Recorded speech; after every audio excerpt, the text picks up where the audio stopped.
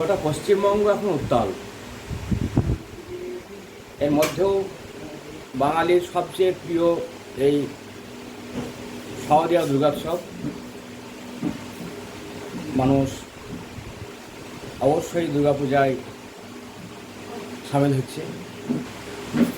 আমাদের সারা ভারত আর্য মহাসভার পক্ষ থেকে রাজ্যবাসী প্রত্যেককে আমরা শুভেচ্ছা অভিনন্দন জ্ঞাপন করছি।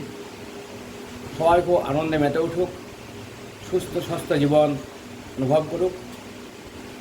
উৎসব মানে উৎসমুখী হয়ে ওঠা। আমাদের যে জীবনের যে উৎস, যেখান থেকে আমরা জীবন লাভ করেছি, তদ্ভিমুখী অভিগমনকেই উৎসব বলা হয়। এই যে উৎসব মানে কিন্তু একটু লোচ্ছামি করলাম, মাতলামি করলাম, যা জীবনের পক্ষে অপরিহার্য নয় তাই গ্রহণ করলাম, অনেকে মনে করে যে এটা উৎসব। তা কিন্তু না। উৎসবের মধ্যে আধ্যাত্মিকতা আছে, স্পিরিচুয়ালিটি আছে, এবং প্রত্যেকটা মানুষ প্রত্যেকটা উৎসব থেকে কিছু না কিছু শেখার একটা আগ্রহ নিয়ে যায়, তাকে উৎসব বলা হয়।